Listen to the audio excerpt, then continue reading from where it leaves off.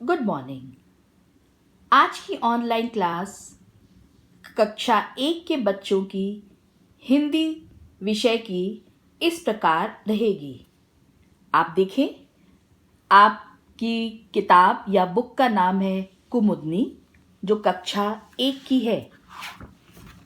अब इसमें आज हम पहला पाठ पढ़ेंगे, जो कि एक कविता है।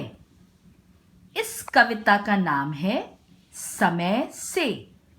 अर्थात हमें अपने जीवन के सारे कार्य समय अनुसार करने चाहिए।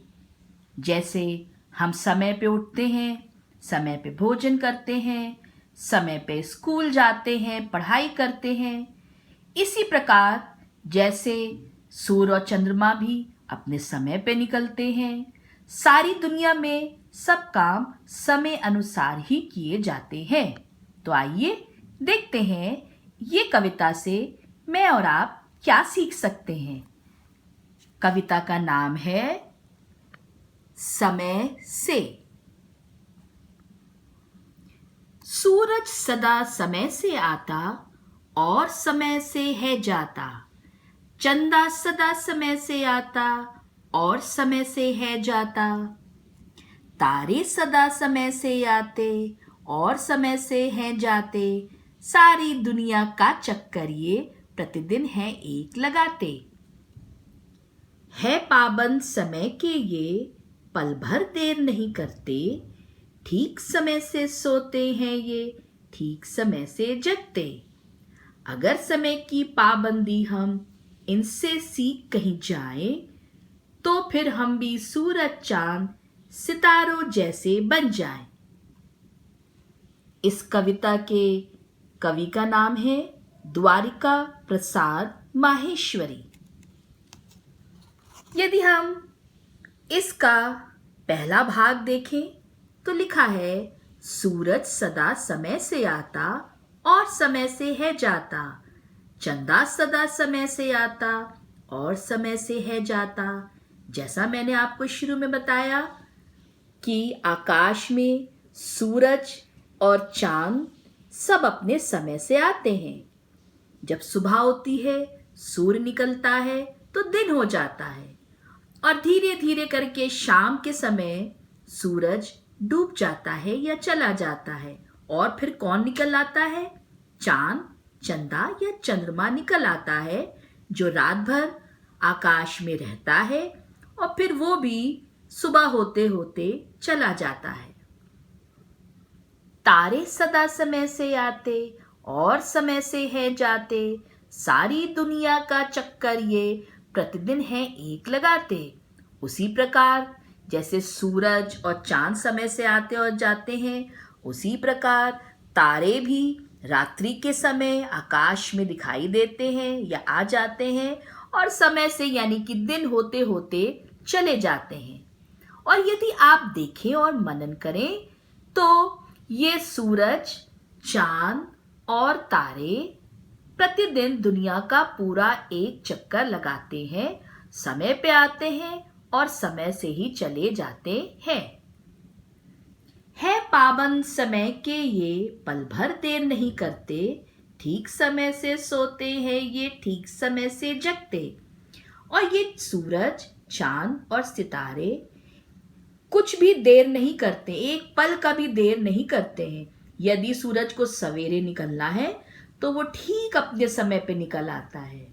चांद को रात में निकलना है और तारों को निकलना है तो ये भी समय से आ जाते हैं और समय से चले जाते हैं। उसी प्रकार यदि मैं और आप भी समय का महत्व जान लें और ये जान लें कि हम मनुष्य भी समय के अनुसार ही सारे कार्य करें।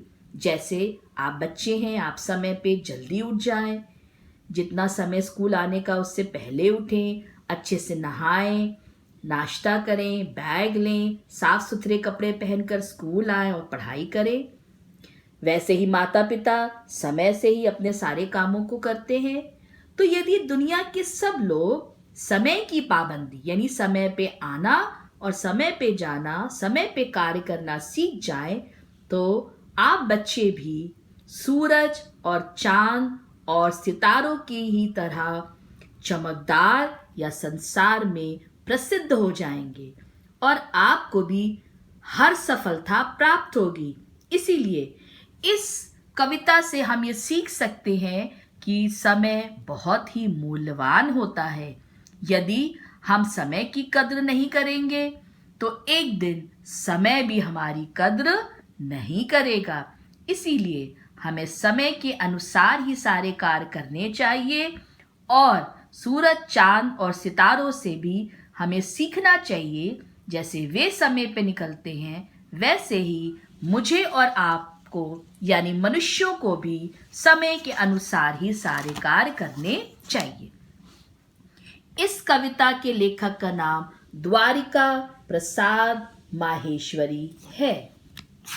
अब हम इसके शब्दार्थ देखेंगे। आप देख सकते हैं सूरज यानी सूर्य, चक्कर चारों ओर घूमना, पल भर क्षण, सदा हमेशा या सदैव, दुनिया संसार, जगना नींद से उठना, चंदा यानी चांद या चंद्रमा, प्रतिदिन हर दिन या रोज, और सीख मतलब शिक्षा। अब हम इसका अभ्यास देखेंगे। निम्न के शब्दों का शुद्ध उच्चारण करो। समय, आप भी मेरे पीछे पीछे बोल सकते हैं समय। दूसरा शब्द है चक्कर, चक्कर। प्रतिदिन, प्रतिदिन। पाबंद, पाबंद। उन्नति, उन्नति। तो ये कुछ शब्द हैं जिनका आपको सही उच्चारण सीखना है, कैसे इनको आपको सही से बोलना है। अब हम देखेंगे प्रश्न 2। सोचो और बताओ, हम चांद सितारों जैसे कब बन सकते हैं? ये आपको सोचना है। कल वाली कक्षा में हम आपको इसका उत्तर बताएंगे, लेकिन आपको अपने से भी करने की कोशिश करनी है। इस कविता से हमें क्या शिक्षा मिलती है? अभी आपको मैंने बताया। हमें ये शिक्षा मिलती कि हमें भी समय अनुसार सारे कार्य करने चाहिए। ठीक है, थैंक यू।